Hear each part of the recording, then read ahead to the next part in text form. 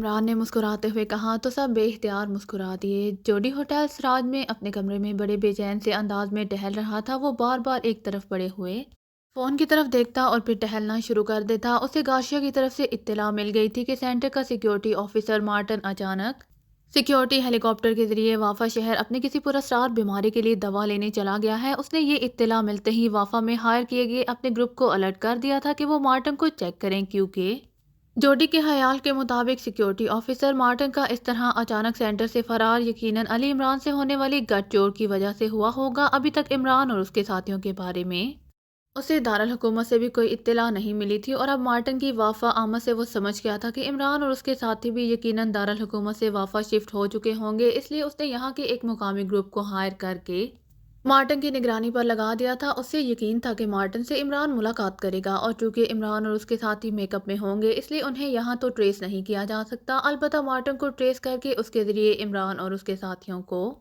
Trace کیا جا سکتا ہے۔ اور اب اسے اس گروپ کی طرف سے اطلاع کا شدت سے انتظار تھا۔ چونکہ مارٹن کا حلیہ اسے معلوم تھا اس لیے اس نے یہ حلیہ اس گروپ تک پہنچا دیا تھا، اور اسے معلوم تھا کہ دارالحکومت سے قدرے چھوٹے شہر وافا میں مارٹن کو فوراً ہی ٹریس کر لیا جائے گا، اور پھر وہ یہاں ہیلی کاپٹر میں آیا تھا اس لیے ہیلی کاپٹر کو بھی ٹریس کیا جا سکتا ہے۔ لیکن اسے انتظار کرتے کرتے تقریباً 3 گھنٹے گزر گئے تھے، لیکن ابھی تک اسے کوئی اطلاع نہیں ملی تھی۔ جب اسے مزید انتظار برداشت نہ ہوا تو اس نے فون کر کے گروپ کے انچارج مائیکل سے بات کرنے کی کوشش کی، جو ایک جوا خانے کا مالک تھا، لیکن اسے بتایا گیا کہ مائیکل بغیر کسی کو بتائے کہیں گیا ہوا ہے، اس لیے اس سے بھی بات نہیں ہو سکی تھی۔ جب بے چینی اور اضطراب مزید بڑھ گیا تو جوڈی نے کرسی سے اٹھ کر کمرے میں ٹہلنا شروع کر دیا۔ بار بار وہ رک کر فون کی طرف دیکھتا اور پھر ٹہلنا شروع کر دیتا۔ ایک بار تمہارا پتہ لگ جائے عمران، پھر دیکھنا ریڈ ایجنٹ کس طرح کام کرتے ہیں، جوڈی نے بڑبڑاتے ہوئے کہا، اور پھر اس کی بڑبڑاہٹ جاری تھی کہ فون کی گھنٹی بج اٹھی اور جوڈی نے بھوکے عقاب کی طرح جپٹ کر فون اٹھا لیا۔ ہیلو، جوڈی نے ریسیور اٹھاتے ہی تیز لہجے میں کہا، مائیکل بول رہا ہوں۔ دوسری طرف سے نگرانی کرنے والے گروپ کے انچارج کی آواز سنائی دی، یس جیکب بول رہا ہوں، کیا رپورٹ ہے؟ جوڈی نے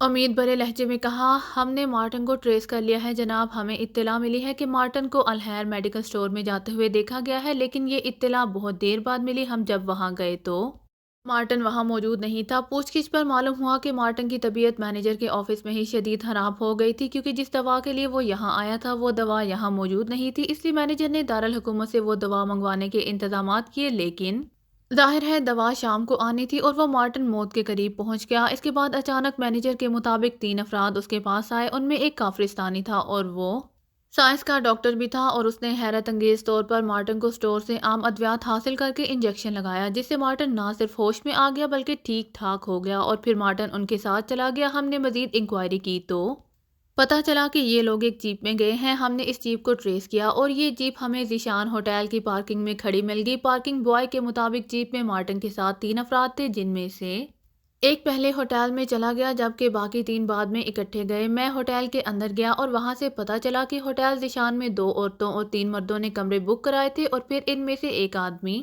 ہوٹل سے باہر چلا گیا۔ جب وہ واپس آیا تو اس کے ساتھ مارٹن اور 2 مقامی آدمی تھے، وہ سب ایک کمرے میں موجود ہیں۔ وہاں لیمن جوس سرو کیا گیا ہے، جو ویٹر جوس لے کر گیا ہے اس نے بتایا ہے کہ مارٹن کے حلیے کا آدمی اندر موجود ہے۔ اب ہمارے لیے کیا حکم ہے؟ مائیکل نے پوری تفصیل سے رپورٹ دیتے ہوئے کہا تو جوڈی کی آنکھوں میں یکلہت چمک سی آ گئی، کیونکہ وہ سمجھ گیا تھا کہ مارٹن کو ٹھیک کرنے والے اور ان کے ساتھی سب عمران اور پاکیشا سیکرٹ سروس کے لوگ ہیں، اور اس کا خیال درست ثابت ہوا ہے۔ تم لوگوں کو کسی طرح بے ہوش کر سکتے ہو، یہ سن لو کہ یہ عام لوگ نہیں ہیں، یہ لوگ دنیا کے خطرناک ترین ایجنٹ ہیں، جوڈی نے کہا۔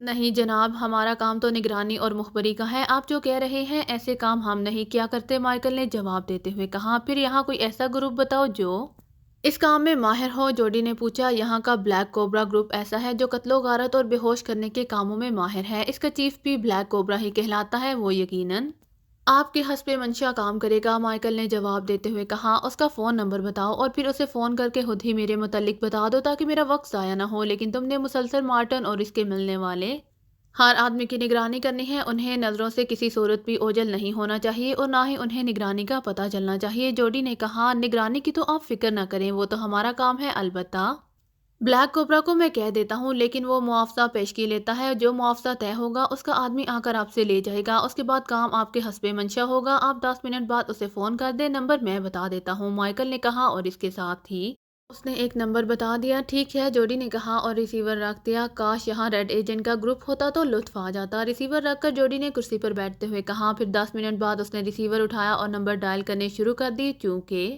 یہاں ہر کمرے میں علیحدہ علیحدہ ڈائریکٹ فون مہیا کیے گئے تھے، جبکہ ہوٹل سروس کے لیے علیحدہ انٹرکام موجود تھا، اس لیے جوڈی براہ راست کال وصول کر رہا تھا اور براہ راست کال کر بھی رہا تھا۔ بلیک کوبرا ہوٹل رابطہ قائم ہوتے ہی ایک چیختی ہوئی آواز سنائی دی۔ لہجہ بے حد عامیانہ تھا۔ میں ہوٹل سراج سے جیکب بول رہا ہوں، اپنے چیف بلیک کوبرا سے بات کرائیں۔ جوڈی نے کہا۔ آپ غیر ملکی ہیں؟ دوسری طرف سے اس بار قدرے نرم لہجے میں کہا گیا۔ ہاں میں ایکریمین ہوں، جوڈی نے جواب دیا۔ او اچھا، ابھی ملواتا ہوں۔ اس بار دوسری طرف سے بولنے والے کا لہجہ انتہائی نرم ہو گیا تھا۔ ہیلو، بلیک کوبرا بول رہا ہوں۔ چند لمحوں بعد ایک بھاری لیکن انتہائی کرخت سی آواز سنائی دی۔ میرا نام جیکب ہے، ابھی مائیکل نے تمہیں فون کر کے میرے متعلق بتایا ہوگا، جوڈی نے کہا۔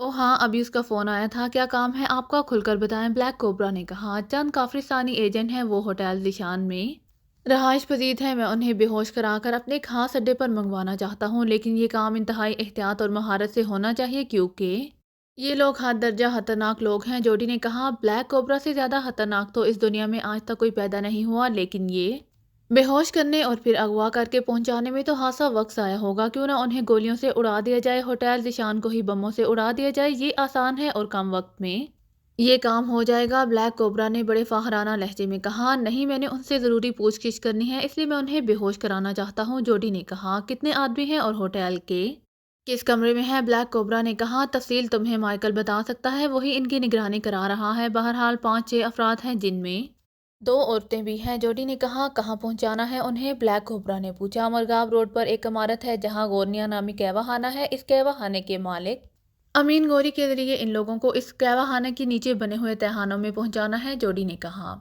ٹھیک ہے، $1,00,000 دے دو، تمہارا کام تمہاری مرضی کے مطابق ابھی اور فوراً ہو جائے گا، بلیک کوبرا نے کہا۔ مجھے منظور ہے، لیکن کام تسلی بخش طور پر ہونا چاہیے، جوڈی نے فوراً رضامند ہوتے ہوئے کہا۔ بالکل ہوگا۔ تم ہوٹل کے کس نمبر کمرے سے بول رہے ہو؟ میں اپنا آدمی تمہارے پاس بھیج دیتا ہوں، وہ تم سے رقم لے جائے گا اور پھر وہیں ہوٹل کے کاؤنٹر سے مجھے فون کر دے گا کہ رقم مل گئی ہے، تو میرے آدمی بجلی کسی تیزی سے حرکت میں آ جائیں گے، بلیک کوبرا نے جواب دیتے ہوئے کہا۔ میں کمرہ نمبر 38 میں موجود ہوں، جیکب میرا نام ہے، جوڈی نے کہا۔ میرے آدمی کا نام عزیز جان ہے اور یہی کوڈ نیم ہوگا، بلیک کوبرا نے کہا، اور اس کے ساتھ ہی رابطہ ختم ہو گیا۔ ریسیور رکھ کر جوڈی اٹھا اور کمرے میں موجود ایک خفیہ سیف کی طرف بڑھ گیا، جو ہوٹل کی طرف سے قیمتی اشیاء اور کرنسی وغیرہ رکھنے کے لیے ہر کمرے میں بنایا گیا تھا۔ یہ سیف مخصوص نمبروں سے کھلتا تھا اور یہ نمبر صرف مسافر کو بتائے جاتے تھے۔ جوڈی نے نمبر ملا کر سیف کو کھولا۔ سیف کا ایک بڑا خانہ کرنسی نوٹوں سے بھرا ہوا تھا۔ جوڈی کی عادت تھی کہ وہ اپنے ساتھ ہمیشہ بھاری کرنسی رکھتا تھا اور اس سے فیاضی سے خرچ کرتا تھا۔ اس نے $1,00,000 کا پیکٹ اٹھایا اور پھر اسے جیب میں ڈال کر اس نے سیف بند کیا اور دوبارہ کرسی پر آ کر بیٹھ گیا۔ اسی لمحے فون کی گھنٹی بج اٹھی تو جوڈی نے ہاتھ بڑھا کر ریسیور اٹھا لیا۔ گارشیا بول رہی ہوں، دوسری طرف سے گارشیا کی آواز سنائی دی تو جوڈی چونک پڑا۔ او تم، کوئی خاص بات؟ جوڈی نے چونک کر کہا۔ ابھی مارٹن کا فون آیا تھا، وہ ہوٹل ذیشان سے فون کر رہا تھا۔ اس نے تفصیل بتائی ہے کہ وہ کس طرح بیمار ہو گیا اور پھر کس طرح کسی اجنبی ڈاکٹر نے اسے ٹھیک کر دیا، وغیرہ وغیرہ۔ میں نے اسے کہہ دیا ہے کہ اب اس کا فیصلہ تم کرو گے۔ میں نے اسے تمہارا فون نمبر بھی بتا دیا ہے اور کوڈ نام بھی، وہ اب تم سے رابطہ کرے گا، پھر جس طرح تم مناسب سمجھو اسے ڈیل کر لینا، گارشیا نے کہا۔ او یہ تم نے کیا کر دیا؟ میرے متعلق اسے ساری تفصیل بتا دی، جوڈی نے انتہائی غصیلے لہجے میں کہا۔ کیوں، کیا ہوا؟ گارشیا نے حیرت بھرے لہجے میں کہا۔ مارٹن عمران اور اس کے ساتھیوں کے قبضے میں ہے اور یہ فون کال عمران نے اس سے کرائی ہوگی اور تم نے اسے میرا پتہ اور اپنا نام بتا دیا۔ بہرحال یہ اچھا ہوا کہ تم نے مجھے بتا دیا، اب میں اپنا بندوبست کر لوں گا، لیکن اب تم اس سے فون پر مزید کوئی بات نہ کرنا، جوڈی نے کہا۔ ٹھیک ہے، میں محتاط رہوں گی، گارشیا نے جواب دیا تو جوڈی نے ریسیور رکھ دیا۔ چند لمحوں بعد دروازے پر دستک کی آواز سنائی دی۔ یس کم ان، جوڈی نے چونک کر کہا تو دروازہ کھلا اور ایک مقامی آدمی اندر داخل ہوا۔ اس کی بڑی بڑی مونچھیں اور بھری ہوئی داڑھی تھی، چہرے پر زخموں کے نشانات اور آنکھوں میں تیز چمک تھی، اور وہ اپنی شکل و صورت اور چال ڈھال سے کوئی 3rd کلاس مجرم لگتا تھا۔ میرا نام عزیز خان ہے، مجھے بلیک کوبرا نے بھیجا ہے، رقم 2، عزیز خان نے اندر داخل ہو کر بڑے دبنگ لہجے میں کہا۔ میرا نام کیا بتایا تھا؟ بلیک کوبرا نے، جوڈی نے ہونٹ بھینچتے ہوئے کہا۔ اس آدمی کا انداز ایسا تھا کہ جوڈی کا دل تو چاہا تھا کہ اٹھ کر اس کی گردن توڑ دے، لیکن حالات کی وجہ سے اسے اپنا غصہ پینا پڑا تھا۔ جیکب اور کمرہ نمبر 38، عزیز خان نے کہا تو جوڈی نے اسبات میں سر ہلاتے ہوئے جیب سے نوٹوں کا پیکٹ نکالا اور عزیز خان کی طرف بڑھا دیا۔ عزیز خان نے بھوکے عقاب کی طرح پیکٹ جپٹا اور پھر اس نے تیزی سے نوٹ گننا شروع کر دیے۔ نوٹ گننے میں وہ واقعی کسی بینک کا ماہر کیشیئر لگ رہا تھا۔ تم کسی بینک میں کام کرتے رہے ہو؟ جوڈی سے رہا نہ گیا تو اس نے اس سے پوچھ ہی لیا۔ میں بلیک کوبرا کا کیشیئر ہوں اور مجھے کسی بڑے بینک کے کیشیئر سے بھی زیادہ دولت سنبھالنا پڑتی ہے، عزیز خان نے دانت نکالتے ہوئے کہا، اور جوڈی نے مسکراتے ہوئے اس بات میں سر ہلا دیا۔ رقم پوری ہے، ٹھیک ہے، عزیز خان نے واپس مڑتے ہوئے کہا۔ سنو، جوڈی نے کہا تو عزیز خان رک کر واپس مڑا۔ بلیک کوبرے سے کہنا کہ کام انتہائی احتیاط سے ہونا چاہیے، جوڈی نے کہا۔ تم فکر مت کرو، بلیک کوبرا کا کام انتہائی شاندار ہوتا ہے، تمہیں کوئی شکایت نہیں ہوگی، عزیز خان نے کہا اور تیزی سے مڑ کر کمرے سے باہر چلا گیا۔ اس کے باہر نکلتے ہی جوڈی نے فون کا ریسیور اٹھایا اور نمبر ڈائل کرنے شروع کر دیے۔ گورینا کیواہانا رابطہ قائم ہوتے ہی ایک مردانہ آواز سنائی دی۔ امین گوری سے بات کراؤ، میں جیکب بول رہا ہوں، جوڈی نے کہا۔ ہولڈ آن کریں، دوسری طرف سے کہا گیا۔ ہیلو، امین گوری بول رہا ہوں۔ چند لمحوں بعد ایک بھاری سی آواز سنائی دی۔ جیکب بول رہا ہوں گوری، جوڈی نے کہا۔ ہاں صاحب، کیا حکم ہے؟ آپ نے رقم تو دے دی لیکن کام ابھی تک نہیں بتایا، دوسری طرف سے کہا گیا۔ اب کام کا وقت آ گیا ہے، چند دشمن ایجنٹوں کو بلیک کوبرا کا گروپ بے ہوشی کے عالم میں تمہارے پاس پہنچائے گا، تم نے انہیں بڑے تہانے میں رکھنا ہے اور مجھے فوری طور پر ٹرانسمیٹر پر اطلاع دینی ہے، جوڈی نے کہا۔ ٹھیک ہے صاحب، امین گوری نے جواب دیا۔ خیال رکھنا میرے وہاں پہنچنے تک انہیں کسی صورت بھی ہوش نہیں آنا چاہیے، جوڈی نے کہا۔ ایسا ہی ہوگا صاحب، فکر مت کریں، امین گوری نے جواب دیا تو جوڈی نے اوکے کہہ کر ریسیور رکھ دیا۔ ابھی اس نے ریسیور رکھا ہی تھا کہ انٹرکام کی گھنٹی بج اٹھی تو جوڈی نے ہاتھ بڑھا کر ریسیور اٹھا لیا۔ ظاہر ہے یہ کال ہوٹل والوں کی طرف سے تھی۔ یس، جوڈی نے کہا۔ جناب، کوئی مارٹن صاحب آپ سے بات کرنا چاہتے ہیں، اگر آپ اجازت دیں تو میں کال ملوا دوں آپ کے فون سے، دوسری طرف سے ایک نسوانی آواز سنائی دی۔ ہاں کراؤ بات، جوڈی نے ہونٹ چباتے ہوئے کہا اور انٹرکام کا ریسیور رکھ دیا۔ چند لمحوں بعد ڈائریکٹ فون کی گھنٹی بج اٹھی تو جوڈی نے ہاتھ بڑھا کر ریسیور اٹھا لیا۔ ہیلو، جیکب بول رہا ہوں، جوڈی نے ریسیور اٹھاتے ہوئے کہا۔ میں سیکیورٹی آفیسر مارٹن بول رہا ہوں جناب، دوسری طرف سے مارٹن کی آواز سنائی دی اور جوڈی بے اختیار مسکرا دیا۔ تم ابھی تک نہیں پہنچے، مجھے مادام گارشیا نے فون کر کے بتا دیا ہے کہ تم کن حالات میں وہاں سے یہاں آئے ہو اور تم نے اسے ہوٹل ذیشان سے فون کیا ہے اور اس نے تمہیں مجھ سے ملنے کو کہا ہے، جوڈی نے لہجہ سخت بناتے ہوئے کہا۔ مام، میں نے سوچا کہ پہلے فون کر لوں تاکہ معلوم ہو سکے کہ آپ ہوٹل میں موجود ہیں یا نہیں، دوسری طرف سے مارٹن کی سہمی ہوئی آواز سنائی دی۔ میں یہاں موجود ہوں اور تمہارا انتظار کر رہا ہوں تاکہ سینٹر کی سیکیورٹی کے سلسلے میں مزید ڈسکس کیا جا سکے، جوڈی نے کہا۔ یس سر، میں پہنچ رہا ہوں سر، دوسری طرف سے مارٹن نے مودبانہ لہجے میں کہا اور اس کے ساتھ ہی رابطہ ختم ہو گیا تو جوڈی نے جلدی سے ریسیور کریڈل پر رکھا اور پھر اٹھ کر اس نے الماری کھول کر اس میں چھوٹا سا جدید ساخت کا اپنا فکس فریکوینسی کا ٹرانسمیٹر اٹھایا اور دروازے کی طرف بڑھ گیا۔ اس نے سامنے والا کمرہ بھی ایک فرضی نام سے بک کرا رکھا تھا، اس لیے اس نے فیصلہ کیا تھا کہ وہ فوری طور پر اس کمرے میں شفٹ ہو جائے۔ اب بات بلیک کوبرا پر تھی کہ اگر وہ عمران اور اس کے ساتھیوں کو ان کے یہاں پہنچنے سے پہلے شکار کر لیتا ہے تو ٹھیک، ورنہ دوسری صورت میں اس نے فیصلہ کر لیا تھا کہ وہ ان کے سامنے نہیں آئے گا۔ ایسا ہی فکس فریکوینسی والا ٹرانسمیٹر اس نے امین گوری کو دیا ہوا تھا۔ امین گوری کے ساتھ بات مائیکل نے کرائی تھی، اس کی عمارت کے نیچے بنے ہوئے تہانے اس نے حاصل کیے تھے تاکہ جیسے ہی عمران اور اس کے ساتھیوں کا پتہ چلے گا تو وہ انہیں بے ہوش کر کے ان تہانوں میں پہنچا دے گا۔ وہ ویسے بھی عمران کے مقابلے میں انتہائی محتاط رہنا چاہتا تھا، اس لیے اس نے بلیک کوبرا کو بھی انہیں بے ہوش کرنے کا کہا تھا تاکہ وہ ان کے میک اپ وغیرہ چیک کر کے اور ان سے بات چیت کر کے حتمی نتیجے پر پہنچ جائے کہ ہاتھ آنے والے لوگ واقعی عمران اور اس کے ساتھی ہیں، کیونکہ وہ جانتا تھا کہ عمران انتہائی شاطر آدمی ہے، ہو سکتا ہے کہ اس نے اپنے اور اپنے ساتھیوں کی ڈمی بنا کر آگے کیے ہوئے ہوں اور جوڈی انہیں ہلاک کر کے مطمئن ہو جائے تو عمران اور اس کے ساتھی سینٹر پہنچ جائیں۔ اپنے کمرے سے نکل کر اس نے دروازہ بند کیا اور پھر وہ سامنے والے کمرے کے دروازے کی طرف بڑھ گیا۔ اس نے جیب سے چابی نکالی اور لاک کھول کر اس نے دروازے کو دھکیلا اور کمرے میں داخل ہو گیا۔ اندر پہنچ کر اس نے کمرہ بند کر کے لاک کیا اور پھر اپنے چہرے، سر اور گردن پر چڑھا ہوا ماسک اتار کر اس نے اسے ایک طرف اچھال دیا۔ کوٹ کی جیب سے ایک دوسرا ماسک نکال کر اس نے سر اور چہرے پر چڑھایا اور پھر دونوں ہاتھ سے اسے مخصوص انداز میں فکس کر کے ایڈجسٹ کر لیا۔ اب اس کی شکل بدل چکی تھی اور اس کے بالوں کا رنگ اور ساخت بھی۔ اسے معلوم تھا کہ اس نئے حلیے میں ہوٹل والے بھی اسے بطور جیکب نہ پہچان سکیں گے، چنانچہ وہ اطمینان سے کرسی پر نیم دراز ہو گیا۔ ٹرانسمیٹر اس نے سائڈ ٹیبل پر رکھ دیا تھا، البتہ اس کے کان باہر گیٹ کی طرف لگے ہوئے تھے تاکہ اگر عمران اور اس کے ساتھی مارٹن کے ساتھ آئیں تو اسے معلوم ہو سکے، لیکن کافی دیر تک جب اسے اپنے کمرے کے دروازے کے سامنے کسی کے قدموں کی آواز سنائی نہ دی تو وہ قدرے مطمئن ہو گیا کہ بلیک کوبرا نے اپنا کام کر دکھایا ہوگا۔ اور پھر تقریباً 1 گھنٹے کے شدید انتظار کے بعد اچانک ٹرانسمیٹر سے ہلکی سی سیٹی کی آواز سنائی دی تو اس نے جھپٹ کر ٹرانسمیٹر اٹھایا اور اس کا بٹن آن کر دیا۔ ہیلو ہیلو، امین گوری بول رہا ہوں، اوور، بٹن دبتے ہی امین گوری کی آواز سنائی دی۔ یس جیکب بول رہا ہوں، اوور۔ جیکب نے کہا، بلیک کوبرا کے آدمی وقفے وقفے سے بے ہوش افراد کو پہنچا گئے ہیں، میں نے انہیں تہخانے میں ڈال دیا ہے اور انہیں طویل بے ہوشی کے انجیکشن بھی لگا دیے ہیں تاکہ وہ ہوش میں نہ آ سکیں، اوور۔ امین گوری نے کہا، وقفے وقفے سے کیا مطلب، اوور؟ جوڈی نے پوچھا۔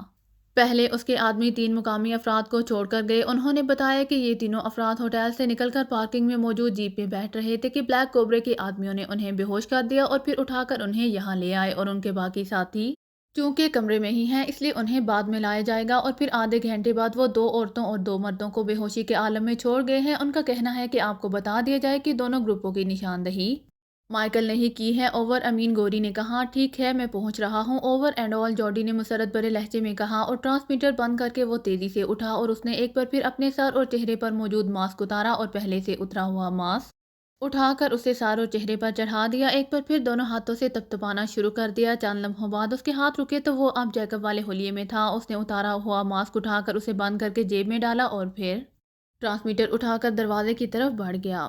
عمران کی آنکھیں ایک جھٹکے سے کھلیں۔ چند لمحوں تک تو اس کا ذہن معاف ہی رہا، لیکن پھر اس کے ذہن پر وہ لمحات فلم کی طرح چلنے شروع ہو گئے جب وہ قادر خان اور کیپٹن شکیل کے ساتھ ہوٹل کی پارکنگ میں موجود اپنی جیپ میں بیٹھے ہی تھے کہ اچانک ایک آدمی جیپ کے قریب نظر آیا۔ دوسرے لمحے ہلکا سا دھماکہ ہوا اور جیپ میں دھواں سا پھیل گیا۔ پھر اس سے پہلے کہ عمران سنبھلتا، اس کے ذہن پر سیاہ چادر سی پھیلتی چلی گئی اور اب اسے ہوش آیا تھا۔ اس نے بے اختیار اٹھنے کی کوشش کی، لیکن دوسرے لمحے اس کے منہ سے ایک طویل سانس نکل گیا۔ وہ ایک لوہے کی کرسی پر بندھا ہوا بیٹھا تھا، اس کے دونوں بازوؤں کو عقب میں کر کے باندھا گیا تھا اور باقی جسم کو بھی کرسی کے ساتھ رسی سے باندھا گیا تھا۔ اس کے جسم کو اس انداز میں باندھا گیا تھا کہ سوائے اپنے سر اور گردن کے علاوہ جسم کے کسی حصے کو بھی حرکت میں نہیں لا سکتا تھا۔ اس نے گردن گھمائی تو اس کے منہ سے بے اختیار ایک طویل سانس نکل گیا۔ یہ ایک تہخانہ نما وسیع و عریض کمرہ اور اس کے ساتھ ہی کرسیوں پر اس کے تمام ساتھی اس کی طرح بندھے ہوئے موجود تھے۔ تہخانے کا اکلوتا دروازہ بند تھا۔ چھت پر لگے ہوئے بلب کی تیز روشنی نے پورے تہخانے کو منور کر رکھا تھا۔ اس کے سارے ساتھی بے ہوش تھے، ان کے ساتھ قادر خان بھی موجود تھا۔ یہ سب کس طرح ہو گیا؟ کیا ہم ریڈ ایجنسی کے قبضے میں آ گئے ہیں؟ لیکن کیسے؟ عمران نے بڑبڑاتے ہوئے کہا، اور اس کے ساتھ ہی اس نے اپنی انگلیوں کو حرکت دے کر بلیڈ باہر نکالنے کی کوشش شروع کر دی تاکہ ان کی مدد سے رسیاں کاٹ سکے، لیکن چند لمحوں بعد وہ یہ محسوس کر کے بے اختیار چونک پڑا کہ اس کے ناخنوں سے بلیڈ اتار لیے گئے تھے۔ اس نے تیزی سے گردن جھکا کر اپنے پیروں کی طرف دیکھا تو ایک بار پھر اس کے منہ سے خود بخود طویل سانس نکل گیا، کیونکہ اس کے پیروں میں صرف جرابیں موجود تھی، بوٹ اتار لیے گئے تھے۔ اس کا مطلب ہے کہ ہم واقعی ریڈ ایجنسی کے ہاتھ لگ گئے ہیں، کیونکہ یہ کام وہی کر سکتے ہیں، عمران نے کہا، اور اس کے ساتھ ہی اس نے تیز نظروں سے تہخانے کا جائزہ لینا شروع کر دیا، لیکن تہخانے میں کوئی چیز ایسی موجود نہیں تھی جس کا وہ کسی انداز میں بھی فائدہ اٹھا سکتا۔ چند خالی کرسیاں البتہ پڑی ہوئی تھیں۔ عمران نے اپنے جسم کو پیچھے کی طرف جھکولا دینے کی کوشش کی تاکہ کرسی کو نیچے گرا کر وہ ان ٹائٹ رسیوں کو کسی طرح ڈھیلا کر سکے، لیکن دوسرے لمحے وہ یہ محسوس کر کے حیران رہ گیا کہ اس کی کرسی کے پائے فرش میں مضبوطی سے گڑے ہوئے تھے، جبکہ باقی کرسیاں فرش کے اوپر رکھی ہوئی تھی، اور اسی لمحے اچانک اس کے ذہن میں جھماکا سا ہوا اور وہ چونک پڑا۔ اب تک اسے اس بات کا خیال ہی نہیں آیا تھا کہ اس کے سارے ساتھی اصلی شکلوں میں تھے۔ اس کا مطلب تھا کہ بے ہوشی کے دوران ان کا باقاعدہ میک اپ واش کیا گیا ہے، اور ظاہر ہے عمران کا میک اپ بھی واش کر دیا گیا ہوگا، لیکن پھر انہوں نے ہمیں اب تک زندہ کیوں رکھا ہوا ہے؟ عمران نے حیرت بھرے لہجے میں بڑبڑاتے ہوئے کہا۔ اس نے سر کافی آگے کی طرف جھکا کر دیکھا تو اس کے لبوں پر بے اختیار مسکراہٹ سی پھیل گئی، کیونکہ اس کی کرسی کے پایوں کے گرد نیا سیمنٹ کا فرش تیار شدہ نظر آ رہا تھا۔ اس کا مطلب تھا کہ اس کی کرسی کو فرش میں فکس کرنے کے لیے باقاعدہ نیا فرش بنایا گیا ہے۔ وہ سمجھ گیا کہ یہ سب کارروائی اس نقطہ نظر سے کی گئی ہے کہ عمران کہیں اچانک ہوش میں آنے کے بعد کسی بھی طرح کرسی کی گرفت سے آزاد نہ ہو سکے۔ ابھی عمران یہ باتیں سوچ ہی رہا تھا کہ اچانک دروازہ کھلا اور ایک یقینی نوجوان اندر داخل ہوا۔ اس کے ہاتھ میں بڑی سی نیلے رنگ کی بوتل تھی جس کی گردن کافی لمبی تھی۔ اس بوتل کو دیکھتے ہی عمران سمجھ گیا کہ اس میں اینٹی گیس محلول ہوگا تاکہ اس کے ساتھیوں کو اس کی مدد سے ہوش میں لایا جا سکے۔ آنے والا نوجوان جیسے ہی اندر داخل ہوا وہ عمران کو ہوش میں دیکھ کر بے اختیار ٹھٹک کر رک گیا۔ اس کے چہرے پر حیرت کے تاثرات نمایاں ہو گئے۔ تمہیں ہوش آ گیا؟ یہ کیسے ممکن ہے؟ بغیر اینٹی گیس کے تمہیں تو قیامت تک ہوش نہیں آ سکتا تھا، نوجوان نے حیرت بھرے لہجے میں کہا۔ ہو سکتا ہے کہ قیامت آ گئی ہو اور تمہیں اس کی اطلاع ہی نہ ہوئی ہو، عمران نے مسکراتے ہوئے جواب دیا تو وہ نوجوان بے اختیار مسکرا دیا۔ تم واقعی حیرت انگیز صلاحیتوں کے مالک ہو۔ میں نے آج تک چیف کو کسی بے ہوش آدمی سے اس طرح خوفزدہ ہوتے نہیں دیکھا تھا۔ میں سوچتا رہا تھا کہ آخر تم میں ایسی کیا بات ہے کہ چیف اس قدر خوفزدہ ہے؟ لیکن اب تمہیں اس طرح ہوش میں دیکھ کر مجھے اندازہ ہو رہا ہے کہ چیف سچا تھا، نوجوان نے کہا۔ تمہارا چیف شاید جوڈی ہے، عمران نے کہا۔ ہاں چیف ریڈ ایجنٹ جوڈی، میں اس کا اسسٹنٹ ہوں، میرا نام مارکس ہے، نوجوان نے کہا، اور اس کے ساتھ ہی وہ عمران کے ساتھ بندھے ہوئے کیپٹن شکیل کی طرف بڑھ گیا۔ اس نے کیپٹن شکیل کے قریب پہنچ کر بوتل کا ڈھکن کھولا اور بوتل کا دہانہ کیپٹن شکیل کی ناک سے لگا دیا۔ چند لمحوں بعد اس نے بوتل ہٹا لی اور اس کے ساتھ بندھے ہوئے قادر خان کی ناک سے اسے لگا دیا۔ مجھے شاید کافی دیر بعد ہوش آیا ہے کہ ہمارے میک اپ واش کیے گئے اور کرسی کو فکس کرنے کے لیے نیا فرش بھی تیار کیا گیا، عمران نے کہا۔ ہاں 2 گھنٹے تو تمہیں یہاں آئے ہوئے ہو گئے ہیں، مارکس نے جواب دیا، لیکن جب ہماری اصلیت سامنے آ گئی تو پھر جوڈی نے ہمیں اب تک زندہ کیوں رکھا ہوا ہے، عمران نے کہا۔ مادام گارشیا آ رہی ہیں، چیف جوڈی نے جب مادام گارشیا کو تمہارے متعلق بتایا کہ تمہیں بے ہوش کر کے قابو کر لیا گیا ہے تو مادام گارشیا نے کہا کہ وہ خود اپنی آنکھوں سے تمہیں موت کے گھاٹ اترتے دیکھنا چاہتی ہیں۔ چنانچہ مارٹن کی سیکیورٹی ہیلی کاپٹر میں چیف جوڈی مادام گارشیا کو لینے گیا ہوا ہے اور تھوڑی دیر بعد وہ یہاں پہنچنے ہی والے ہیں۔ انہوں نے مجھے کہا ہے کہ تمہارے علاوہ تمہارے باقی ساتھیوں کو ہوش میں لے آؤں۔ تمہارے متعلق انہوں نے حکم دیا تھا کہ انہیں تمہارے آنے پر ہی ہوش میں لایا جائے گا، لیکن اب تو صورتحال ہی مختلف ہو چکی ہے، تمہیں تو اپنے ساتھیوں سے پہلے ہی خود بخود ہوش میں آ چکے ہو، مارکس نے مسکراتے ہوئے جواب دیا۔ اس مہربانی کی کیا وجہ ہے کہ میرے ساتھیوں کو ہلاک کرنے سے پہلے باقاعدہ ہوش میں لایا جا رہا ہے، عمران نے مسکراتے ہوئے کہا۔ یہ تو مجھے نہیں معلوم، چیف کو معلوم ہوگا، مجھے تو جو حکم دیا گیا ہے میں اس کی تعمیل کر رہا ہوں، مارکس نے جواب دیا۔ کیا تمہیں ہماری گرفتاری کی تفصیل معلوم ہے؟ عمران نے کہا۔ ہاں بتایا تو ہے کہ میں چیف کا اسسٹنٹ ہوں، مارکس نے جواب دیا۔ اس دوران وہ مسلسل عمران کے ساتھیوں کو ہوش میں لانے کی کارروائی میں بھی مصروف رہا۔ بتانے میں اگر کوئی حرج نہ ہو تو مجھے بتا دو، عمران نے کہا تو مارکس بے اختیار ہنس پڑا۔ اب کیا حرج ہو سکتا ہے، تم زیادہ سے زیادہ 1 گھنٹہ اور زندہ رہو گے، چیف کو مادام گارشیا نے اطلاع دی کہ سیکیورٹی آفیسر مارٹن اچانک ہیلی کاپٹر کے ذریعے وافا چلا گیا ہے، جس پر چیف فوراً سمجھ گیا کہ یہ کارروائی تمہاری ہوگی، تم نے مارٹن کو کسی نہ کسی طرح گانٹ لیا ہوگا، چنانچہ یہاں ایک مخبر اور نگرانی کرنے والا مقامی گروپ ہے، چیف جوڈی نے اس کی خدمات حاصل کی کہ مارٹن کو تلاش کیا جائے۔ اس گروپ کا انچارج مائیکل ہے، اس نے اطلاع دی کہ مارٹن کو ایک میڈیکل سٹور میں چیک کیا گیا لیکن وہ وہاں سے جا چکا ہے۔ اس کے ساتھ ہی یہ تفصیل بتائی گئی کہ مارٹن کوئی مخصوص دوا نہ ملنے کی وجہ سے موت کے قریب پہنچ چکا تھا کہ اچانک ایک سائنس کا ڈاکٹر اتفاقاً وہاں پہنچ گیا اور اس نے حیرت انگیز طور پر مارٹن کو ٹھیک کر دیا اور پھر وہ اسے اپنے ساتھ لے گیا۔ اس پر چیف سمجھ گیا کہ یہ ڈاکٹر تم ہو سکتے ہو، تم جس جیپ میں سوار ہو کر گئے تھے اس کو تلاش کیا گیا تو مائیکل نے معلوم کر لیا کہ تم اس میڈیکل سٹور سے ہوٹل ذیشان گئے ہو اور وہاں تمہارے دوسرے ساتھی بھی موجود ہیں۔ چیف نے ایک مقامی گروپ بلیک کوبرا کو ہائر کیا کہ تمہیں بے ہوش کر کے یہاں پہنچا دے، چنانچہ ایسے ہی ہوا۔ جب بلیک کوبرا وہاں پہنچا تو تم اپنے 2 ساتھیوں کے ساتھ پارکنگ کی طرف جا رہے تھے، مائیکل اور اس کا گروپ وہاں موجود تھا، انہوں نے تمہاری نشاندہی کی، چنانچہ تمہیں جیپ میں ہی بے ہوش کر دینے والی گیس کا بم مار کر بے ہوش کر کے یہاں لایا گیا۔ اس کے بعد بلیک کوبرا گروپ کے آدمی ہوٹل ذیشان کے اس کمرے میں گئے جہاں تمہارے یہ دوسرے ساتھی موجود تھے، وہاں بھی اچانک دروازہ کھول کر بے ہوش کر دینے والی گیس کا بم فائر کر دیا گیا اور پھر انہیں بھی یہاں پہنچا دیا گیا۔ پھر چیف یہاں آیا، اس نے تم سب کے میک اپ واش کروائے، پھر مادام گارشیا سے بات کی، اس کے بعد مارٹن کے ہیلی کاپٹر پر بیٹھ کر وہ سینٹر چلا گیا اور اب وہ مادام گارشیا سمیت واپس آ رہا ہے، مارکس نے آخری آدمی کی ناک سے بوتل ہٹا کر اس کا ڈھکن لگاتے ہوئے مڑ کر کہا۔ جوڈی اور گارشیا کے ساتھ لافٹر بھی تو آیا تھا، وہ کہاں ہے، عمران نے پوچھا تو مارکس بے اختیار چونک پڑا، اس پر اس کے چہرے پر شدید حیرت کے تاثرات نمایاں ہو گئے تھے۔ تمہیں کیسے معلوم ہوا کہ کون آیا تھا اور کون نہیں، مارکس نے حیرت بھرے لہجے میں کہا۔ جب کوئی مشن پر کام کرتا ہے تو ظاہر ہے کہ وہ ان باتوں سے باخبر رہنے کی کوشش کرتا ہے، عمران نے جواب دیتے ہوئے کہا۔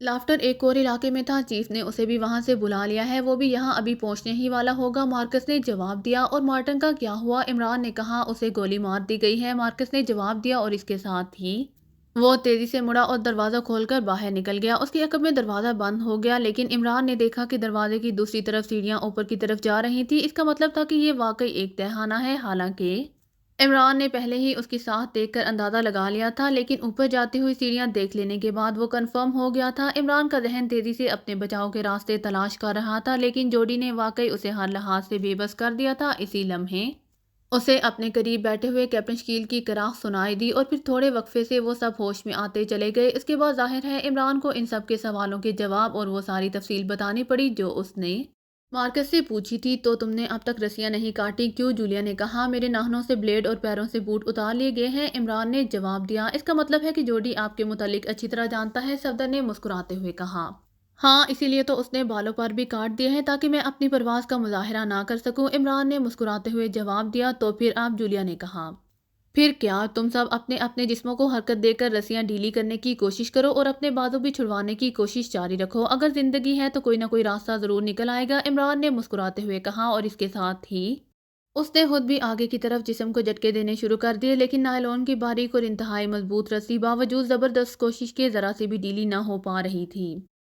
سارے ساتھی اسی کوشش میں مصروف تھے۔ میرا خیال ہے کہ ہمیں کرسیاں گرا کر رسیاں ڈھیلی کرنی چاہیے، صفدر نے کہا۔ میں نے ایسا ہی کرنے کی کوشش کی تھی، لیکن میری کرسی انہوں نے اسی حدثے کے تحت فکس کر دی ہوئی ہے، لیکن یہ سوچ لینا کہ نیچے گرنے کے بعد تمہیں اٹھانے والا کوئی نہیں ہوگا، اور ان لوگوں نے جیسے ہی تمہیں نیچے گرے ہوئے دیکھا انہوں نے فوراً ہی فائر کھول دینا ہے، عمران نے کہا۔ عمران صاحب، میں نے رسی کو خاصا کاٹ لیا ہے۔ اچانک ایک کونے میں بیٹھی ہوئی صالحہ کی مسرت بھری آواز سنائی دی تو وہ سب چونک کر اس طرف دیکھنے لگے۔ صالحہ گردن آگے کی طرف جھکائے ایک رسی کو دانتوں سے کاٹنے کی کوشش میں مصروف تھی۔ رسی اس کی گردن کے قریب سے گزر رہی تھی، اس لیے صالحہ کے دانت کافی حد تک سر جھکانے کے بعد اس رسی تک پہنچ گئے تھے۔ یہ نائلون کی رسی ہے، یہ کیسے دانتوں سے کاٹی جا سکتی ہے؟ صفدر نے کہا۔ اگر صالحہ رسی کاٹ لیتی ہے تو پھر تمہیں آئندہ زندگی میں بڑا محتاط رہنا پڑے گا، عمران نے مسکراتے ہوئے صفدر سے کہا۔ تو صفدر کے علاوہ باقی ساتھی ہنس پڑے۔ نہیں عمران صاحب، یہ واقعی نہیں کاٹی جا رہی، میں سمجھی تھی کہ یہ شاید کاٹ جائے۔ چند لمحوں بعد صالحہ نے سر اٹھاتے ہوئے مایوسانہ لہجے میں کہا، صاحب میں تو بے قصور مارا جاؤں گا۔ اچانک اب تک خاموش بیٹھے ہوئے قادر خان نے کہا تو عمران اور باقی ساتھی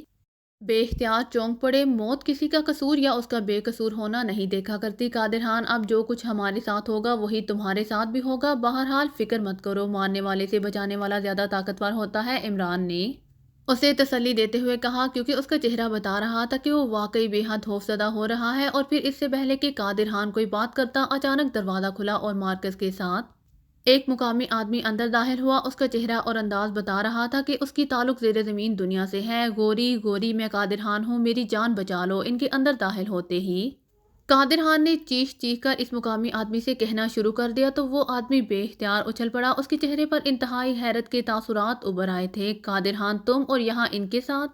تم کیسے ان کے ساتھ پھنس گئے؟ اس آدمی نے جسے گوری کہہ کر پکارا گیا تھا قادر خان کی طرف بڑھتے ہوئے کہا۔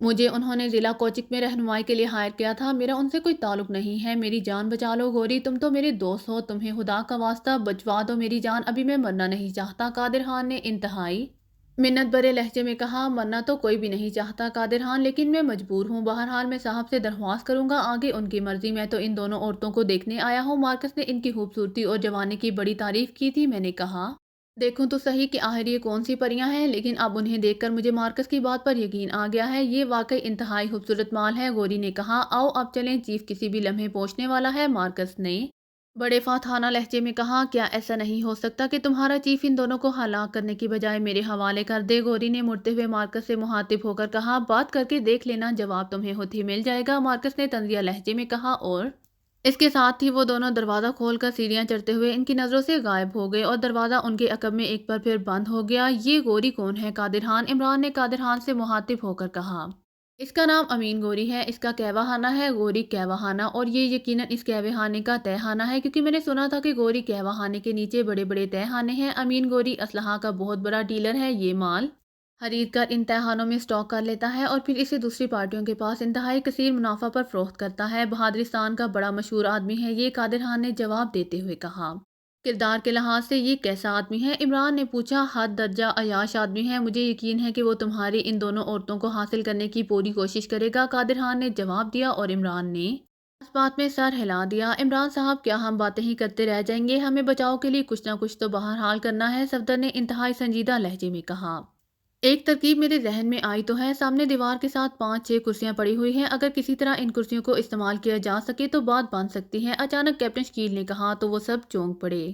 کیسے؟ کیا آئیڈیا ہے تمہارے ذہن میں؟ صفدر نے کیپٹن شکیل سے پوچھا۔ دیکھو میں کوشش کرتا ہوں، کیپٹن شکیل نے جواب دیا، اور اس کے ساتھ ہی اس نے یکلہت پیروں پر دباؤ ڈال کر اپنے جسم کو اوپر کی طرف جھٹکا دیا، اور پھر جس طرح مینڈک اچھل اچھل کر آگے کی طرف بڑھتا ہے اس طرح اس نے بھی کرسی سمیت پھدک پھدک کر سامنے پڑی ہوئی کرسیوں کی طرف بڑھنا شروع کر دیا۔ عمران سمیت سب بڑی حیرت سے اسے ایسا کرتے ہوئے دیکھ رہے تھے، عمران کے چہرے پر بھی حیرت تھی، کیونکہ ان کرسیوں کا کوئی استعمال عمران کے ذہن میں بھی نہیں آیا تھا۔ تھوڑی دیر بعد کیپٹن شکیل کرسیوں تک پہنچ گیا، اس کے ساتھ ہی اس نے اچھل کر اپنا رخ موڑا اور اپنی کرسی کی پشت ان کرسیوں کی طرف کر دی، اب اس کا رخ عمران اور ساتھیوں کی طرف ہو چکا تھا جبکہ وہ کرسیاں اس کے عقب میں آ گئی تھی۔ کیپٹن شکیل کے ہونٹ بھینچے ہوئے تھے اور وہ مسلسل عقب میں اپنے بندھے ہوئے ہاتھوں کو پراسرار انداز میں حرکت دینے میں مصروف تھا۔ چند لمحوں بعد ہلکی سی کٹک کی آواز سنائی دی تو عمران سمیت سب چونک پڑے اور کیپٹن شکیل کے لبوں پر بھی اطمینان بھری مسکراہٹ تیرنے لگی۔ اس نے ایک بار پھر مینڈک کی طرح اچھل کر دوبارہ اسی جگہ پہنچنے کی کوشش شروع کر دی جہاں سے وہ اس طرح پھدک پھدک کر آگے گیا تھا۔ پھر وہ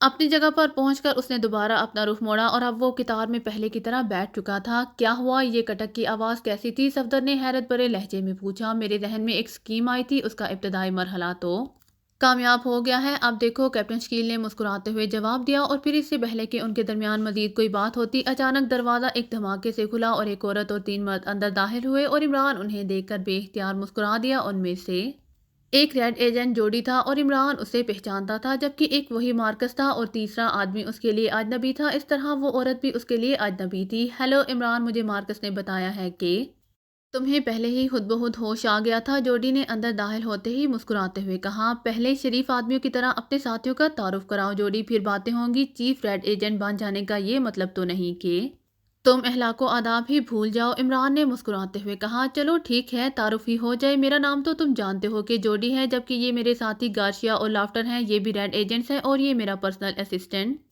مارکس ہے، جوڈی نے مسکراتے ہوئے کہا۔ اور پھر وہ سب دیوار کے ساتھ لگی ان کرسیوں کو آگے گھسیٹ کر ان پر بیٹھ گئے۔ مادام گارشیا تو مجھے اس طرح دیکھ رہی ہیں جیسے وہ کسی قدیم دور کے انسان کو دیکھ رہی ہوں کہ پتھر کے دور کے لوگ کیسے ہوتے ہیں، عمران نے مسکراتے ہوئے کہا۔ تو جوڈی بے اختیار ہنس پڑا، جبکہ مادام گارشیا بھی ہنس پڑی۔